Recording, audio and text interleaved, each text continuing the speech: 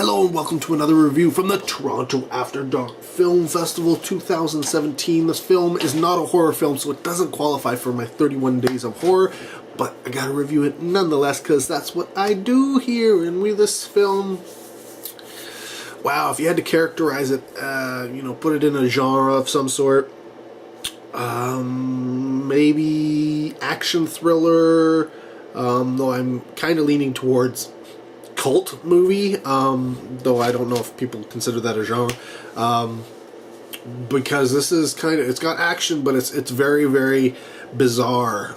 Some people are liking it to Pulp Fiction, believe it or not.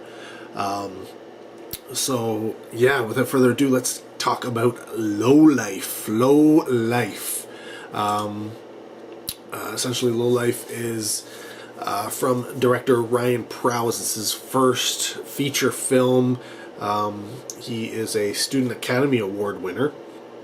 And judging by what he managed to put together in this film, he is definitely somebody to look out for because he does have some skill. And he needed it to be able to put this film together. The film essentially about some down and out characters, including disgraced Mexican luchador El Monstro, Crystal, who is a recovering addict, and Randy, who's just out of prison and has a swastika tattooed on his face. Yes.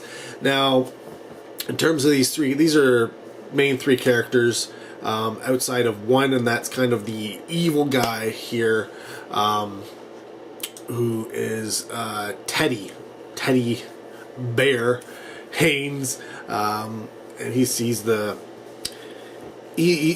boss to some, criminal mastermind to others, and just plain asshole to most everybody in the film. Now, in terms of who plays these parts, the part of Randy, the guy with the swastika tattooed to his face, is played by John Oswald. Nothing of note under his belt. Crystal, the drug addict, played by Nikki Michaud, who has done quite a few things, actually. She was in the television series Lincoln Heights as Jennifer Sutton. She was also in The Pact 2, Animal Kingdom, if you watch that. She was Detective Sandra Yates, and she has actually quite a few. She's been in a whole bunch of usually small parts here and there, but those would be her three, if I had to say, those would be probably her three most memorable roles that you might recognize. Then, of course, there is El Monstro, played by Ricardo Adam Zarate, who's never really done anything. This is like his first real role, and unfortunately, it mostly is him in a mask, because he is, luchador. And then finally, like I said, Teddy Bear Haynes is played by Mark Burnham, who, it depends on what kind of films you watch. He's got one of those faces where you definitely recognize him. You don't necessarily know his name, but you're like, oh, I think I've seen that guy before. And for me, that was because of the films Wrong and Wrong Cops, the Justin Dupuis films. He's in those as, a cop, or Officer Duke.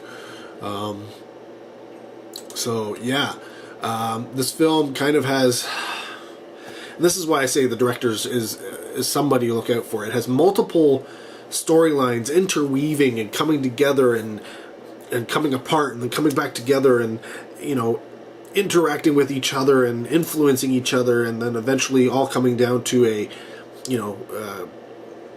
grand conclusion, a grand spectacle of an ending.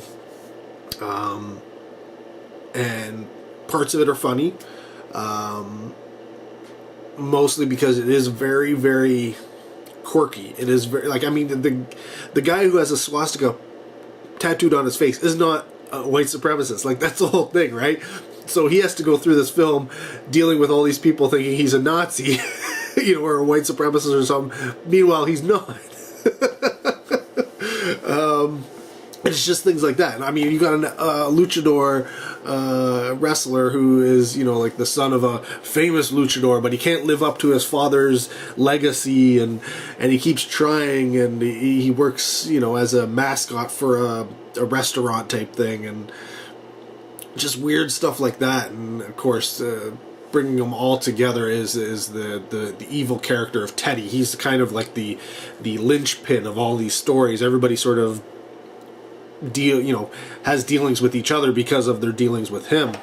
And I don't want to go too much into it, because part of this film is seeing all of these weird stories and these characters kind of collide and everything that's happening. I unfortunately didn't like it as much as some of my friends did. Some of the people I know, and people who program the festival, love this movie. Absolutely love it. I unfortunately didn't find it funny enough. I was expecting it to be funnier. I also wanted more from El Monstro, who has this thing that happens to him, and I won't go over it because portions of it are funny, which I loved, and I thought they were hilarious, but they only kind of happen at the beginning of the film, and they're kind of forgotten until the end of the film. And it's just like, why? Like, this should have been happening throughout the entire film, but it wasn't. It should have been like this joke that you hit on every, 15 minutes or something. You throw the luchador joke in there, and it would have been funny. But yeah, that was probably my biggest complaint about the film. I wanted more El Monstro. I wanted more of his hilarity. The rest of them were funny, and telling their stories and such was okay. But considering how hilarious it was at the beginning for this El Monstro character, to just sort of abandon that aspect of him until the end, didn't seem like it was the best idea, because it doesn't just happen once at the beginning. It happens multiple times, and then nothing, right? So it's like, it seemed like it was an important piece, and it is an important piece, but it's like, if it's so important, why? And you really hit home with it, you really drive it towards the audience so that they know that it, what it is and that it's happening. Why not continue that on? Why abandon it through a good portion of the film? That would be my biggest complaint about it, because I loved that about the film. I loved that about that character. I thought that was the best portion of the film, the best thing about the film. And for me to then just be watching a film without it for the most part, and of course you don't know what I'm talking about, but I can't tell you. You have to see it. If I tell you, it'll ruin it, and I don't want to ruin it. Because like I said, that was the best part for me, and if I tell you, it'll be ruined, and then you'll have no best parts. But yeah, it is still a fun movie, and it's very, very well done. Like, really, really well done. There's a few moments of I would say the cinematography is a little off, and that happens sometimes. It's hard if you don't have the time and the budget to be able to really make things work together.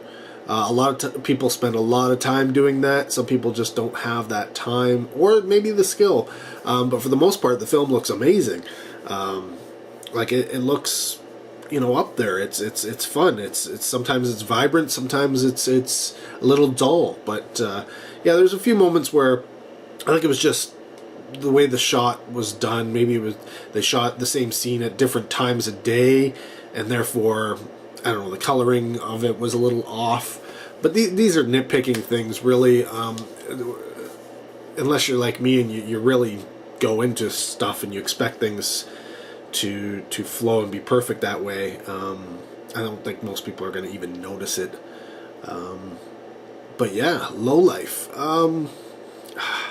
It's hard to say. Like, I want to give it a recommend because I want you to check it out, but at the same time, I don't know that I can give it a recommend because I didn't really like it. I don't know. I'd say it's like a 3 out of 5, maybe. I don't know. It's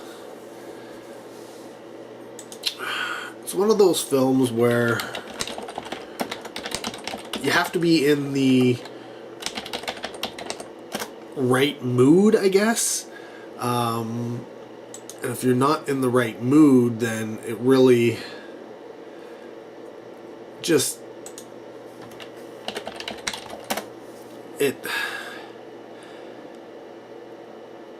you know, like, that's the thing with comedies, right? Like, you watch a comedy, and if you're in the mood for it, it could be absolutely hilarious. If you're not in the mood for it, you could think it's the most dull thing ever. But then, you know what? Your friends could just love it. They could be howling their heads off, and it's just happened. You have to be in the mood.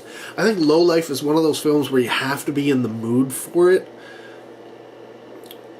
So, yeah, if you want to watch, say, like, Pulp Fiction and then watch Lowlife, or Lowlife then Pulp Fiction type thing, do a double bill with them, I think, you know, if you're in the mood for that, if you're in the mood for Pulp Fiction, like, if you get that hankering for Pulp Fiction, go check out Lowlife. You know, like, you already are hankering for something along those lines of a little weirdness, you know,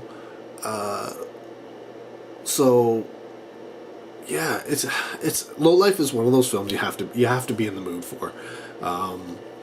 Obviously, if you are, you're gonna really love it. If you aren't, you will like it a little bit less. Like I said, I'm giving it a 3 out of 5 because I think it's technically really well done. I just wasn't blown away by it.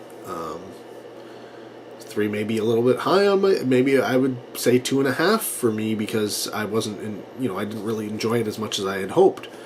But like I said, technically this is a really, really well done film. So, yeah, you know what? I'll in the end, I'm gonna give it a recommend. I'm gonna give it a recommend. It's definitely something you should at least check out once. Yeah, if you like those bizarre, culty type films, you like something a little different, a little humor, a little, you know, off kilter. You know, we're not talking Monty Python off kilter. We're just talking, you know, like, I mean, it's got a luchador, a guy who wears a luchador mask through, like, the entire movie. If that's something that, you know, you feel drawn to, then check out Lowlife. Yeah, there's a couple more movies to come in the festival, and then more after that because I have to hit 31 horror films. So yeah, this is my Toronto After Dark Film Festival review of Lowlife. More 31 Days of Horror reviews to come. Keep watching. If you've seen Lowlife, comment down below. I'd love to hear your thoughts on it. Keep it spoiler free as always. Thanks for watching. Till next video, take care. Have a good one.